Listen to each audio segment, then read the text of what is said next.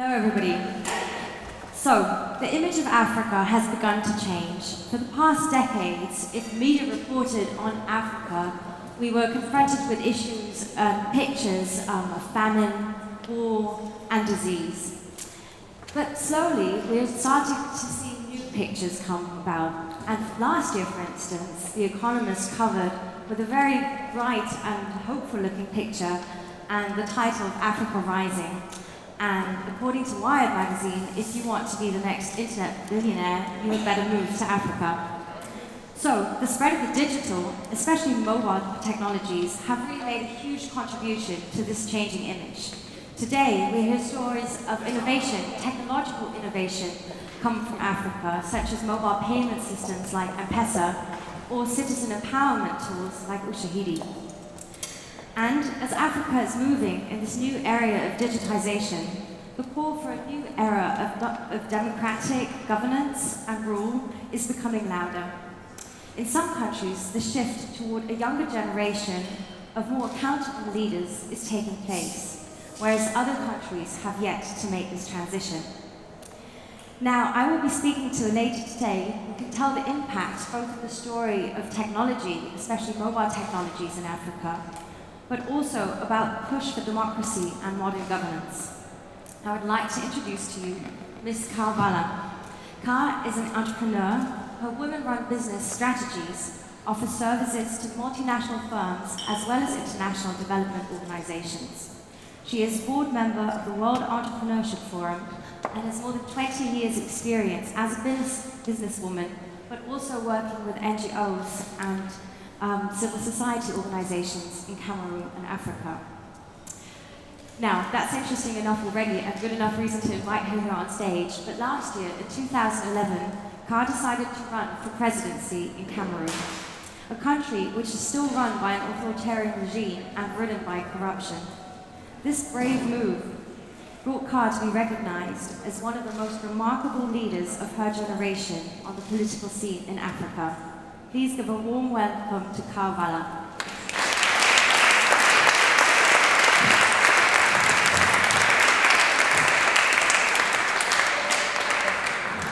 Thank you so much for joining us here today. Thank you. It's a pleasure to be here.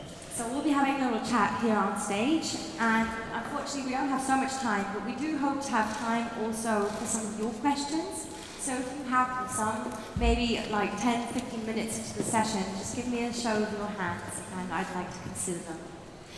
Kah, I've just been speaking a little bit about this changing image of Africa, and I'd say the typical image of an African leader is that of like an elderly man president who has way too much power and is holding on to that, clinging on to it, even if that's not to the advantage of his citizens. And that certainly seems to be true for Cameroon.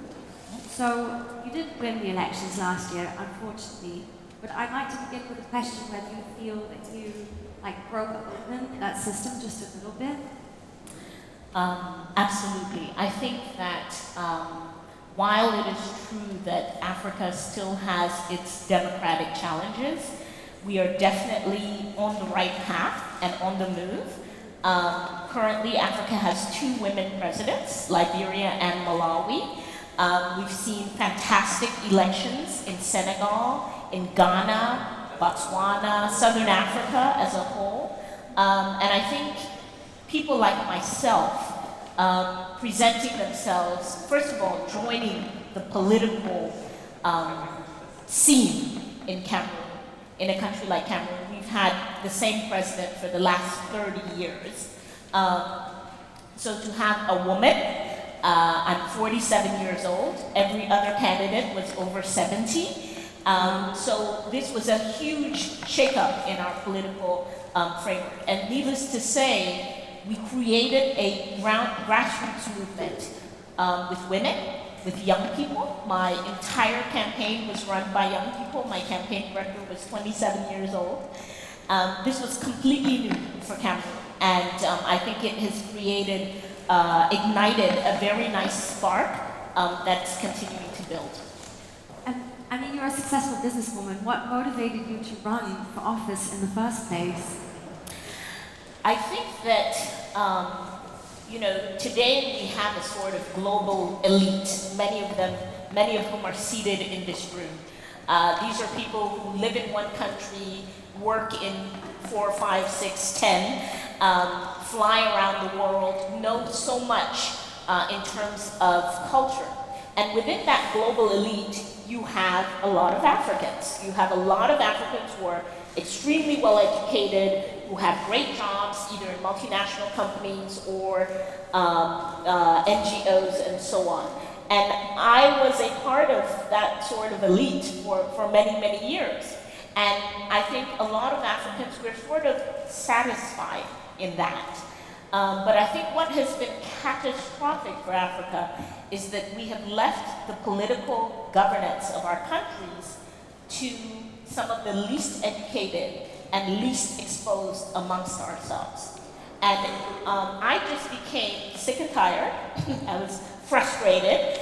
I was also ashamed because every time my country was portrayed, every time my continent was portrayed, I got these images that didn't look anything like my life and did not look anything like a whole lot of Africans that, you know, that I know. And so I felt like we can absolutely do better. We owe it to ourselves as Africans, and I think that at this stage we owe it to the world. Excellent. And do you see, like, spurred by your decision to run for office, any, you know, change in the political scene and the political kind of power structure in Cameroon? I mean, one great thing that happened is that when I decided to run, the party in power pulled out every woman that they had in their ranks who was educated, who was articulate, who was able to convey a message. Of course, they didn't know that I considered that to be a win. that there were a lot more women who, you know, who came onto the scene. I think talking about, and you know, we'll talk about technology. My campaign, for the first time in Cameroon, had an active website, had a Facebook page, had a Twitter account. This was huge for Cameroon. It was huge for us in being able to get around a state-controlled media. We then had a means of communication which we completely controlled, where we could get messages out and that the government could not censor. I think that's a big, like, key word already, because I'd really like to speak a little bit about the relationship between technology and politics. Because, you know, a lot is said here about the effect that social media is having on political communication and the want and the push for people to, you know, demand more communication from their politicians, but also demand more transparency and more accountability, because you can, basically, these days.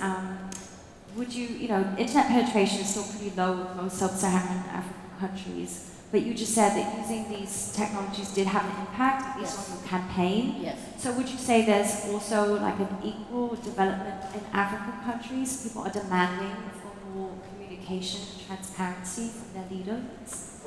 Well, I think the approach to technology in Africa is different in the sense that we did not have the old technology. So I think one of the speakers this morning mentioned, we are the fastest growing mobile telephone market in the world. Most people in Africa the first phone that they are owning is a mobile phone, the first phone that they're using. So in terms of the technology, we still do, and it's very important to note that, we still do have the lowest penetration rates. Internet penetration in sub-Saharan Africa is only about 10%. Only about 39% of people have mobile phones in comparison to about 59% in the Western, as a global average.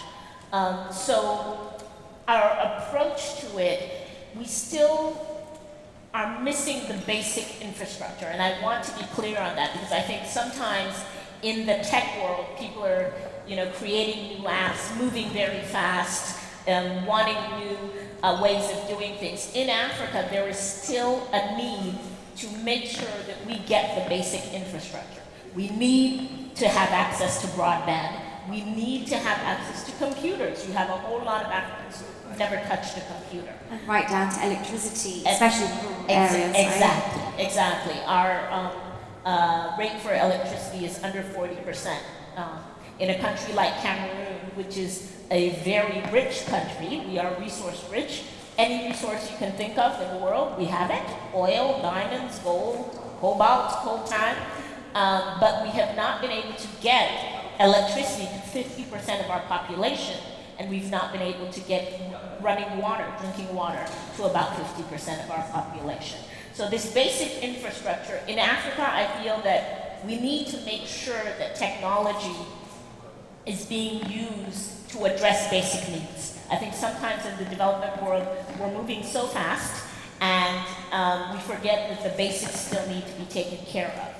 But the technology has given great access to freedom, especially in countries that are still authoritarian, like mine. So basically in Cameroon, the internet is fully accessible. If you can afford it, and if you have access to it, you can get on it. And even though there's only a 10% penetration rate, what that means in a country like Cameroon is that those who are having access to the internet are thought leaders. They go back to the community with the news, right? They have the news, they carry it back. So anything that you put on the internet is not going to reach just that 10%. And in countries where people are a little bit wary of state media and of the control of state media, all of a sudden this gives them access to an alternative source of information. The other element is that it's interactive. So I have on my Facebook page about 10,000 followers, which is small in European or American terms. But in Cameroon, that's out of 350,000 people who are connected to the internet. So it's huge.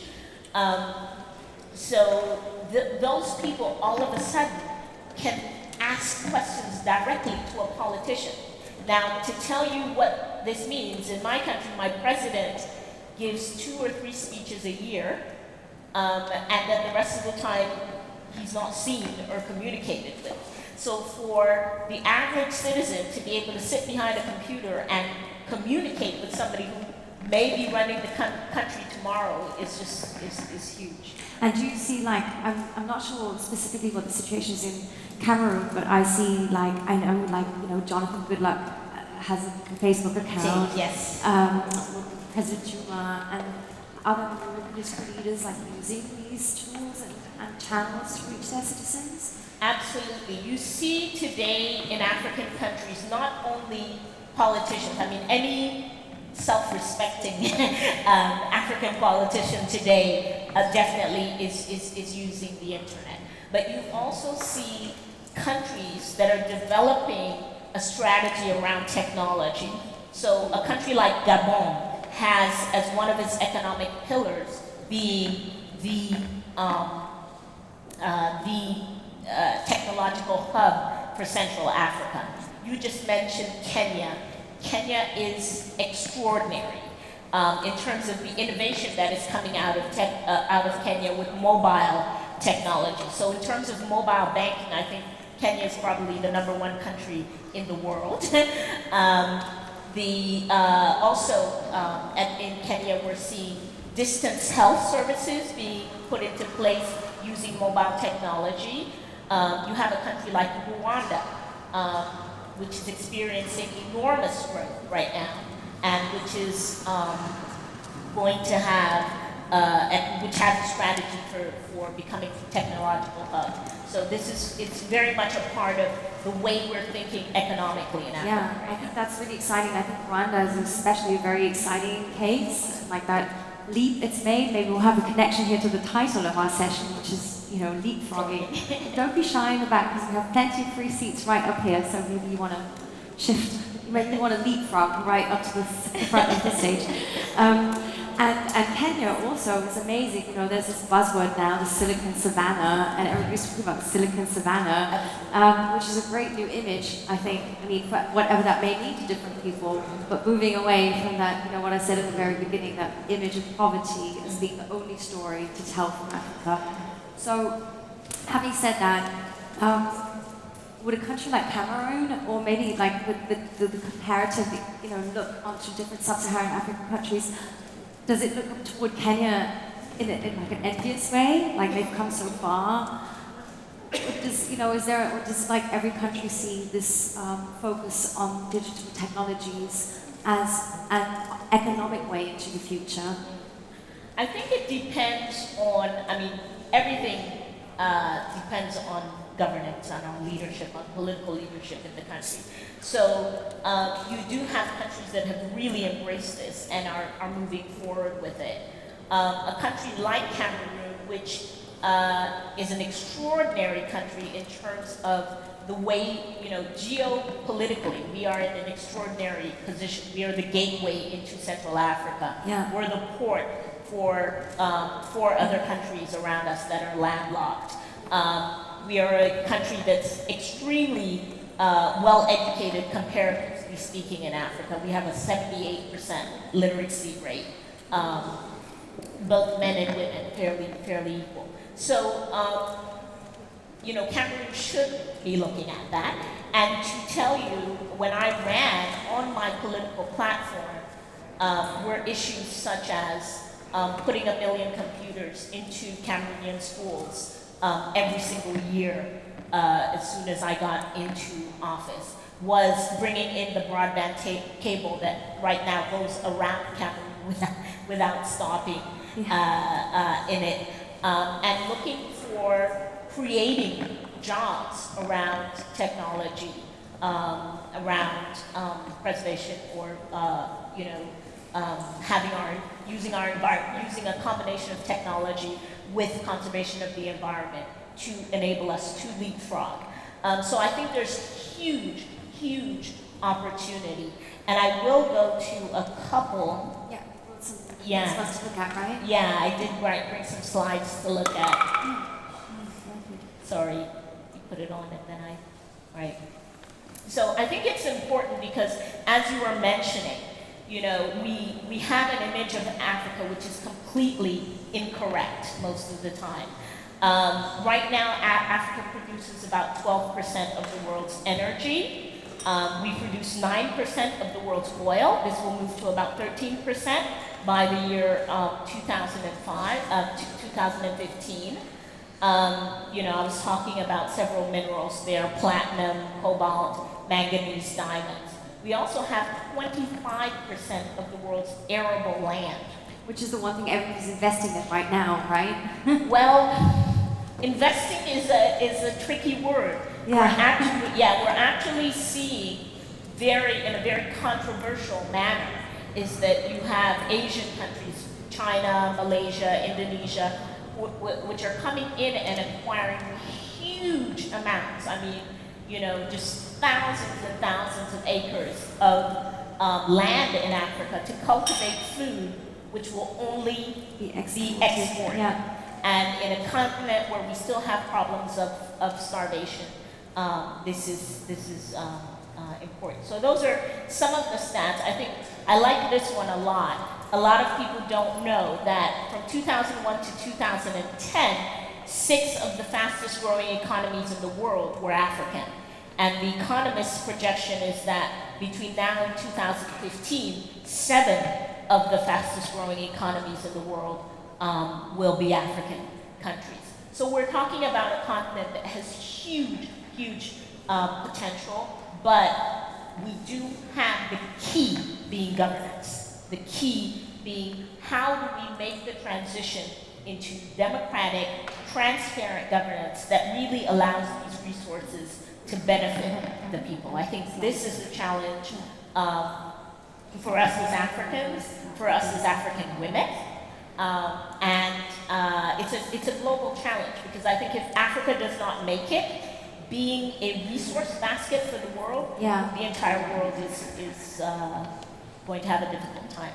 That's right. I mean, I think these are really significant figures that you show. It's kind of like, you know, this, if trade, global trade was a fair system, then we wouldn't need so much development cooperation. Exactly. But I know that you have also a lot of experience, like supporting, you know, the ways that these digital technologies can be used actually, you know, for people in informal working situations, maybe not like those 10% of the elite that we spoke about earlier. So before we run out of time, maybe you can share some of those impressions with us, you know, some of the ways that you think these technologies can actually work for people. Yes. I brought some pictures of market women in Cameroon because it's important when we're talking about technology to know exactly whom this is going to be used for. Market women are extraordinary. They have an incredible work day, which starts generally between 3 and 4 a.m. in the morning and ends at between 5 and 6 p.m. The following day. They are, you know, I personally, one of the images of Africa I despise is that of African women as victims. These women are not victims. They are fantastic entrepreneurs. They are extraordinarily innovative. And the key here, we worked on a project with them that gave business training, that gave them leadership training, and that helped them to create an association where they could now begin to interact with the city that manages their market. When they had money left over, guess what they asked for in the project? They wanted computers. And they bought themselves 4 computers, and they've trained over 200 market women on those computers. The type of projects that we're looking for with these women is how can we use mobile banking to facilitate for them having access to financial services? How can we make sure that they have information on markets? These women sell to 7 countries around Cameroon. They need to know what is the market price in Gabon, what is it in Central Africa, what is it, so that they can better market their products. So I think that for the informal sector in Cameroon, which employs 90% of people, we need to be looking at, and I would challenge all of you in this audience to help us out with that, is how do we use technology to help people who are already extremely hardworking, extremely creative, extremely innovative, to become more efficient and more market-worthy so that their work actually produces wealth for themselves and for their countries. I think you said that very beautifully. Are there any questions? I'm saying that looking at the clock, which has just hit 0, which is precisely run out of time right now. So I would once again ask if there's, you know, any questions? Anybody urgently want to say something, please? I think, can we make time for just 1, 2? Yes, great. Lady up here.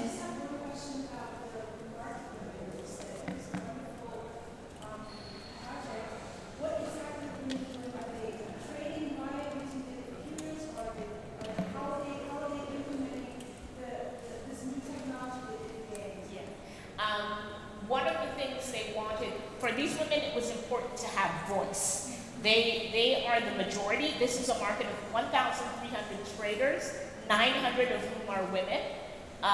In the market committee, 41 people, 1 woman. So they wanted to have voice. They wanted to express themselves. So they have a website. You can go on you can Google them. Their name is UCOMAS. They have a website. They wanted to be able to speak to the city. They used their computer training to get online and to find out about pricing in other countries when that information is available. Some of them have used it to buy equipment because they're buying refrigeration equipment, they're buying from overseas. One great thing that they're doing is they're using it to communicate with their kids who are not living in Cameroon. So those are some of the things that they've done. Please.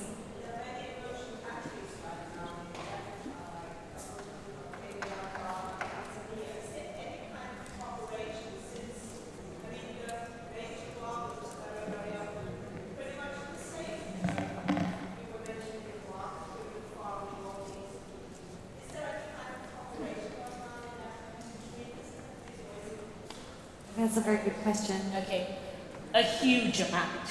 A huge amount. Africa is probably the continent where you have the most amount of conversation going on in terms of problem solving. So in terms of agriculture, for example, you have huge continental conferences.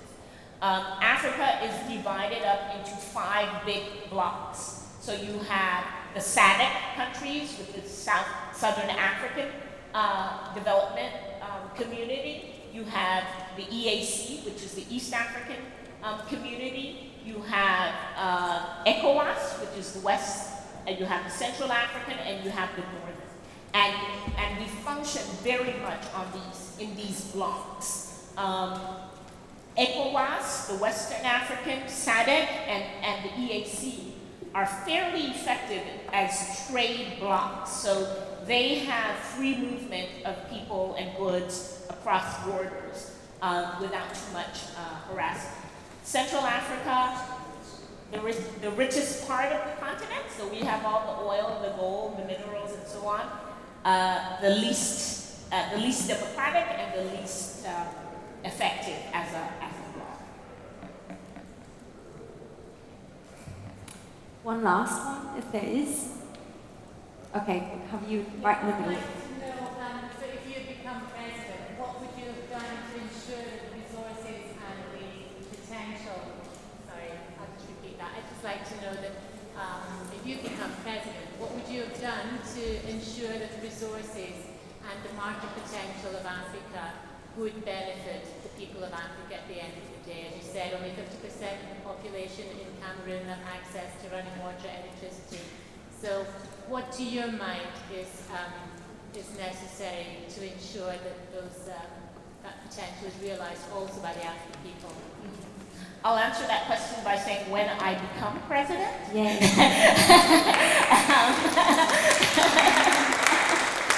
I'm still running. I think there are 3 key things that we need to focus on. Number 1 is democratic institutions. I think that democratic institutions ensure that whatever development you do is sustainable, and that's important. Our whole movement is about educating Cameroonians as citizens so that they understand that they have rights, that the resources that their country produces belong to them, and that when they elect people, those people are just representatives who have to give them account.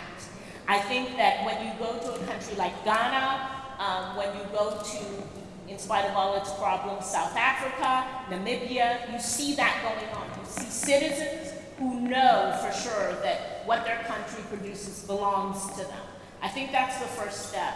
It's also building systems. I would say the biggest difference between development and underdevelopment is systems, because the people are just as smart, the resources are there, but building systems that are not dependent on individuals. Our systems of government have been built around one big, strong leader. We need systems that function and have checks and balances and distribute resources without it being dependent on any one individual.